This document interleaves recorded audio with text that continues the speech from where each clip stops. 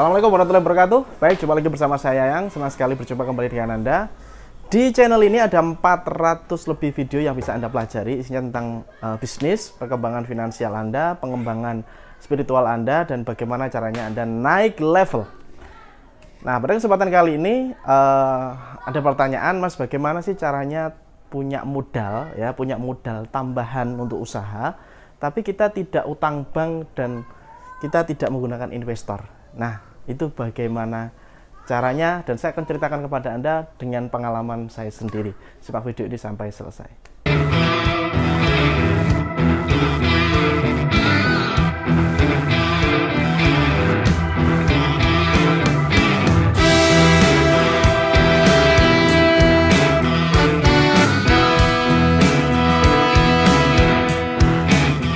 Ini bukan hal yang istilahnya bukan hal yang asing ya, asing. Kalau misalkan kita sudah kekurangan modal, sudah kehabisan modal, maka yang terjadi adalah ya itu tadi, kita akan bingung memikirkan bagaimana. Itu kenapa kok orang bisa bingung seperti itu ya? Kalau menurut saya adalah karena dia memang menggantungkan bisnisnya kepada modal. Dan itu juga saya lakukan dulu ya, Jadi dulu itu kalau nggak punya modal itu bingungnya luar biasa. Ya, kalau nggak punya modal bingungnya luar biasa. Sangat bingung bahkan. Yang saya lakukan ya bagaimana cara dapat modal. Ya, cara dapat modal, entah itu utang ya, kalau dulu banget utang, kalau nggak gitu ya pinjem temen. Kalau nggak gitu ya gimana caranya, penting dapat modal. Nah, setelah saya mempelajari bahwa konsep tersebut itu ternyata nggak bagus ya. Ini menurut saya tidak tahu menurut Anda. Pokoknya menurutku itu kalau kita bisnis dan kita bergantung kepada modal, itu menurut saya kurang oke ya, kurang oke. Apalagi sampai utang bank. Utang bank ini adalah kita telat kita didenda. Ya, kita telat didenda. Riba juga, riba itu adalah dosa yang sangat besar, bahkan dosa yang paling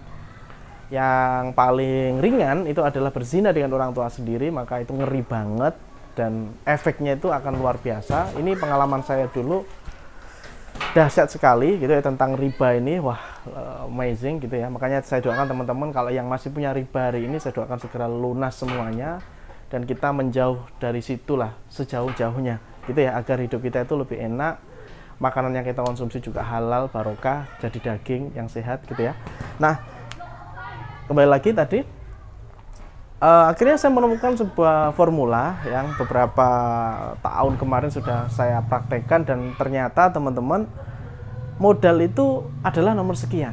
Yang nomor satu adalah bagaimana kita mencari dulu, kalau kita mau jualan ya, kita cari dulu marketnya itu siapa kira-kira nanti yang beli. Ya, siapa nanti yang beli. Jadi contohnya nih, ini kita belum mikirin modal ya, belum mikirkan modal. Karena kalau nggak punya modal itu sebenarnya itu gampang. Nanti solusinya saya taruh di akhir ya. Gampang. Yang jelas Anda punya pingin bikin sesuatu, Anda harus tahu dulu itu yang akan beli siapa. Nah, yang dipikirkan apa ini? Yang dipikirkan ini adalah yang pertama adalah finansial orang yang mau beli. Jadi orang itu mau beli barangmu itu kira-kira itu kalangan siapa? Kalangan menengah ke bawah kah? Menengah ke atas kah, atau super luxury di atas banget ya. Jadi kamu harus punya edukasi tentang itu. Terus oke, langsung to point aja. Cara termudah ya, setelah kamu menemukan ya marketnya ini siapa, dan kamu akhirnya bikin rencana atau planning. Kalau saya sih biasanya di atas kertas. Jadi waktu-waktu saya itu sering saya habiskan itu duduk sambil di depan kertas sama buku gitu ya. Bukunya buku kosong gitu ya. Jadi saya itu sering suka banget nulis-nulis atau ngereng-ngereng kayak gitu. Saya rencanakan itu di pikiran saya tuangkan ke dalam kertas atau buku tersebut. Jika hari ini Anda memiliki sebuah masalah tentang keuangan, bingung mencari penghasilan dan sebagainya, saya sedang membuka kelas yang namanya X Mentoring. Di X Mentoring Anda akan belajar bagaimana caranya membangun aset yang bisa menghasilkan penghasilan yang terus-menerus dari ide, hobi, atau pengalaman Anda. Dan itu semuanya sudah saya buktikan. Dan Anda juga akan saya ajari bagaimana caranya bikin produk sendiri dengan mudah, dengan modal minim, dan bagaimana caranya melariskan. Pelatihan ini berlangsung selama 5 hari langsung bersama saya. Langsung saya yang bimbing Anda mulai dari nol.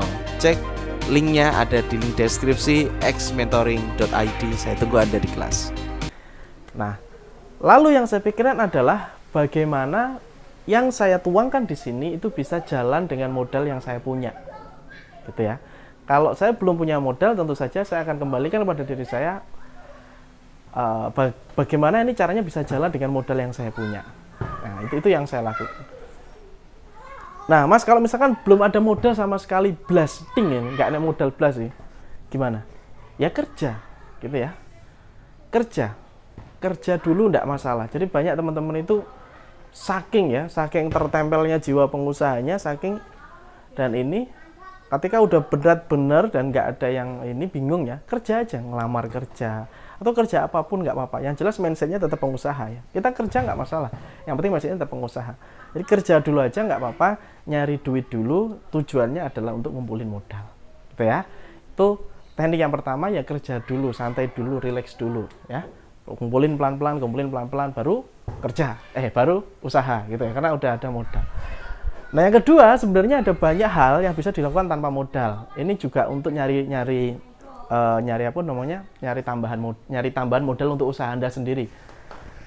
Kamu bisa makelar atau istilahnya jualin barangnya orang. Gitu. Cara tergampangnya adalah kamu pergi ke temenmu yang jualan. Ini cara paling gampang. Bro, misalkan dia jual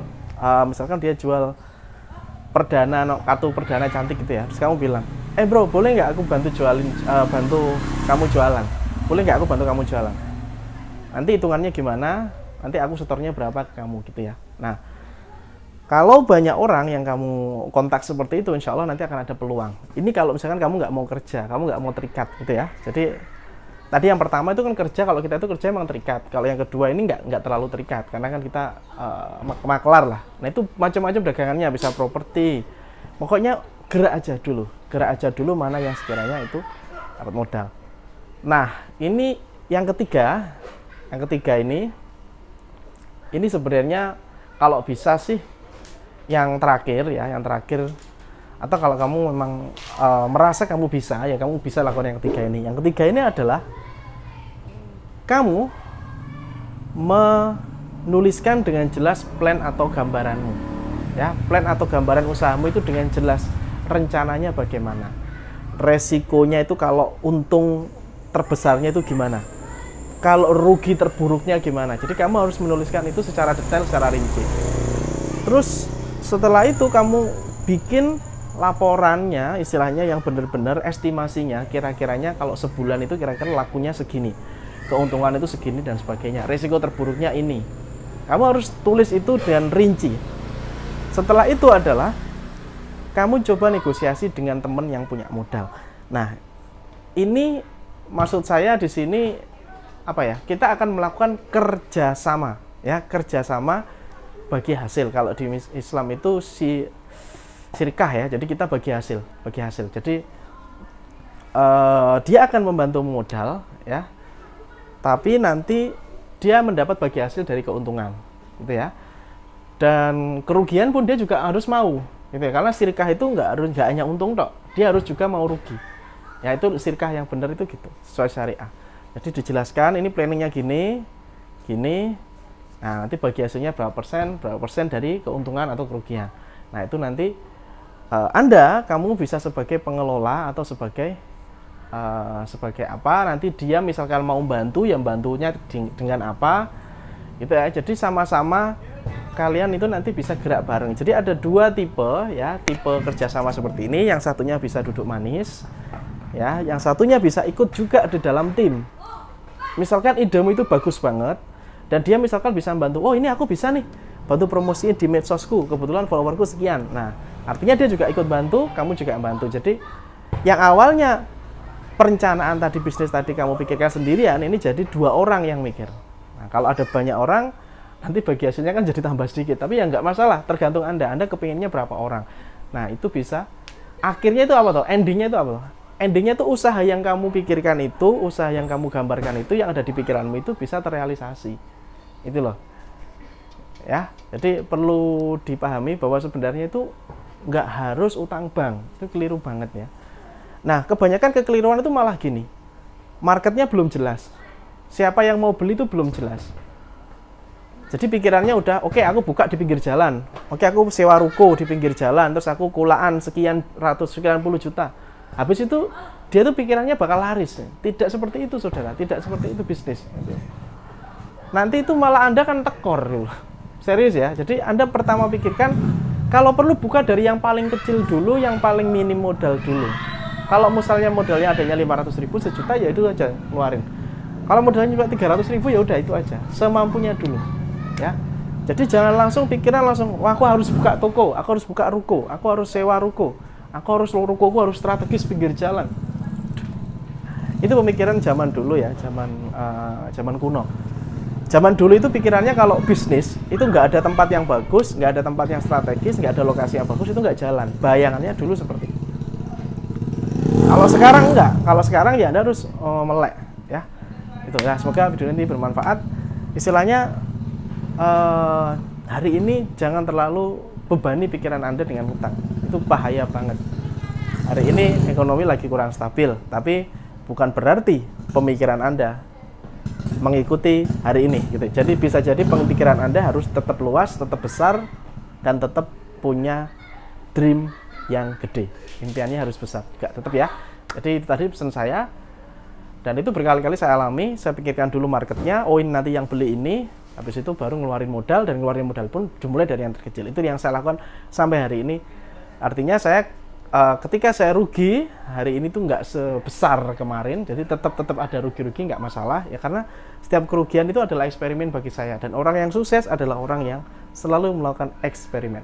Oke, Good luck, salam laris manis.